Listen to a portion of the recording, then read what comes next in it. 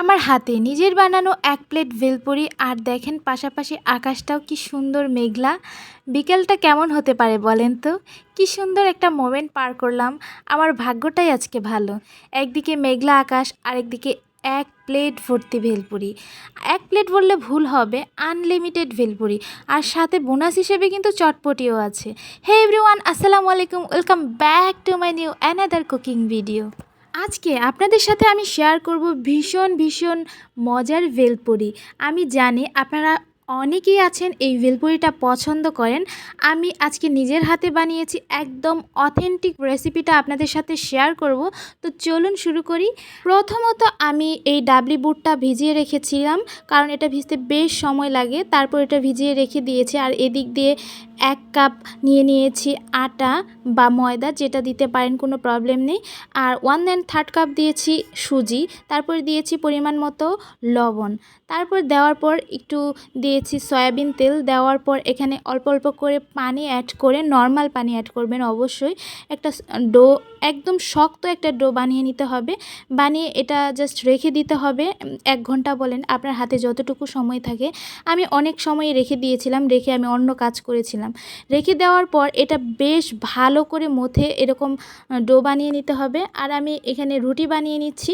আর রুটিটা বানানোর পর এটাকে এইভাবে ভাঁজ দিয়ে আরেকটা ভাঁজ দিয়ে আবারও রুটিটা বেলতে হবে। একটু কষ্ট হয়, একটু শক্ত ডো হিসেবে একটু কষ্ট হয়, তবে এইভাবে বানালে কিন্তু ভেলপুরিটা একদম পারফেক্ট হয়। আপনারা ট্রাই করবেন একদম শক্ত ডো বানিয়ে এই ভেলপুরিটা বানানোর। তো আমি সবগুলো এইভাবে বানিয়ে নিব, নিয়ে এই তো ভাজতে চলে এসেছি। আর দেখেন আমি তেলে দেওয়ার সঙ্গে সঙ্গে ভেলপুরিগুলো কেমন ফুলে উঠেছে। তবে 2-1টা আছে যেটা ঘাটতেরা থাকবেই, ওটা বলে লাভ নেই। 2-1টা ওরকম থাকবে, যত যাই হোক ও ফুলবে না। তো সবগুলো আমার মোটামুটি সবগুলো এরকম ফুলে গেছে। আর এইভাবে আমি ভেজে নিয়েছি। আর অবশ্যই চেষ্টা করবেন জালটা একদম খুব বেশি না দেওয়ার জন্য। হালকা জালে এই ভেলপুরিটা ভেজে নিলে একদম ক্রিস্পি হবে। আপনারা এইভাবেই চেষ্টা করবেন। দেখছেন আমি কিভাবে বানাচ্ছি। তো সবগুলো আমি এইভাবে ভেজে নিয়েছি। ভেজে নেওয়ার পর এদিক দিয়ে আমি যে ডালটা ভিজিয়ে রেখেছিলাম, বেশ 5-6 ঘন্টা ভিজিয়ে রেখেছিলাম। আমি সকালে ভিজিয়ে রেখেছিলাম আর বিকালে এটা প্রসেস করছি। আর আমি এটা প্রেসার কুকারে দিয়ে দিব। প্রেসার কুকারে দিলে এতটা ঝামেলা থাকে না। এখানে হলুদের গুঁড়া আর মরিচের গুঁড়া দিয়ে আমি সেদ্ধ বসিয়ে দিয়েছি, কারণ এখানে আমি লবণ দিব না। লবণটা আমি পরে অ্যাড করে নিব। লবণ অ্যাড করলে কিন্তু সিদ্ধটা খুব ভালো হয় না। আর এটা দেওয়ার পর আমি পাশাপাশি সালাদগুলো কেটে নিচ্ছি। শসা, পেঁয়াজ আর কাঁচামরিচ কুচি করে নিচ্ছি। আপনারা চাইলে কিন্তু টমেটোটা অ্যাড করতে পারেন। আমার কাছে টমেটোটা ভালো লাগে না, তাই আমি এখানে টমেটোটা স্কিপ করেছি। তো এগুলো আমি কেটে রেখে দিয়েছি। আর এদিক দিয়ে আমি টকটা বানিয়ে নিব। টক বানানোর জন্য এখানে আমি তেঁতুল ব্যবহার করছি। আর তেঁতুলের টকটাই আমার কাছে ভালো লাগে। অনেকে টমেটো সস বা অন্য কিছু দিয়ে বানায়, তো আমার কাছে তেঁতুলের টকটাই ভালো লাগে। তারপর এই পানির সঙ্গে এই বীজগুলা ছাড়িয়ে নিচ্ছি বেশ কিছুক্ষণ। আর আমার কাছে একটু পাতলা টকটা ভালো লাগে বিধায় আমি আবারও পানি অ্যাড করছি। আর এখানে দিয়ে দিলাম লবণ, পরিমাণ মতো লবণ দিয়ে দিয়েছি। আর দিয়ে দিয়েছি চিনি। আর আমি মিষ্টির পরিমাণটা একটু বেশি খাই, তো চিনি দিয়েছি। আর এখানে ব্যবহার করব এই চটপটির এই মশলাটা। এই মশলাটা দিলে টেস্টটা অনেক ভালো আসে। তারপরে দিয়েছি জিরার গুঁড়া, তারপরে দিয়েছি ভাজা টালা আর কি শুকনা মরিচ। আর এখানে যেটা স্পেশাল জিনিস দিচ্ছি সেটা হচ্ছে লেবু। অবশ্যই লেবুটা ব্যবহার করবেন। লেবুটা ব্যবহার করলে কিন্তু অনেক সুন্দর একটা ফ্লেভার আসে, খেতেও একটা ভালো লাগে। আর তারপরে দিয়ে দিয়েছিলাম কাঁচামরিচ।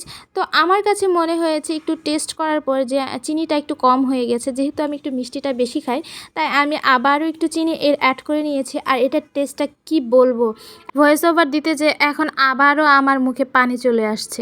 তারপর এদিক দিয়ে আমি প্রেসার কুকারে যে ডালগুলো দিয়ে দিয়েছিলাম, এখানে 12 কি 13টা সিটি দিয়ে দিয়েছিলাম। তারপরে ডালগুলো এরকম হয়েছিল। যাই হোক, ওটা নামিয়ে নিয়েছি। তারপরে একটা বাটি নিয়ে এখানে আলু, ম্যাশ করা আলু দিয়ে দিয়েছি। আর এখানে কিছুটা ডাল ব্যবহার করছি। একটু পানি পানি ডাল দেওয়ার চেষ্টা করবেন, তাহলে খেতে কিন্তু ভালো লাগবে। তারপরে এখানে ব্যবহার করছি চটপটির মশলা। তারপরে দিয়ে দিয়েছি লবণ আর একটু বিট লবণ। আর এখানে দিয়েছি একটু জিরার গুঁড়া, ভাজা জিরার গুঁড়া। আর তারপরে দিয়েছি মরিচের গুঁড়া, কাঁচামরিচ, পেঁয়াজ আর শসা। তারপর এখানে আবারও অ্যাড করছি টক, আর এইখানে টকটা অবশ্যই ব্যবহার করবেন, তাহলে খেতে কিন্তু অনেক ভালো হয়। তারপর সবগুলো উপকরণ দিয়ে আমি এখানে মানে ভালোভাবে মিক্সড করে নিব, আর এটা খুব সুন্দরভাবে মিক্সড করে নেবেন, তাহলে খেতে কিন্তু অনেক ভালো হবে। এখন আর কোনো কাজ নেই, এখন জাস্ট ভেলপুরিটা বানাতে চলে যাব। আর দেখেন ভেলপুরিটা কতটা ক্রিস্পি হয়েছে, আর এইভাবে কিন্তু ভেলপুরি বানালে অনেক বেশি ক্রিস্পি হয়।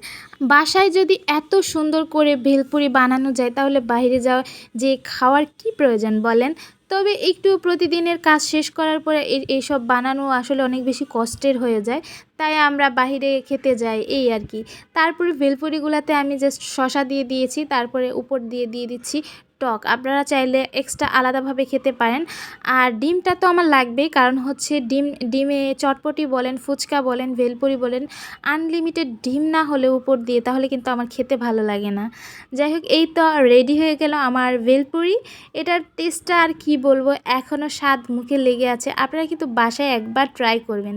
একদিকে মেঘলা আকাশ আর একদিকে প্লেট ভর্তি ভেলপুরি। আমার কিন্তু মনটা অনেক বেশি ভালো হয়ে গেছে।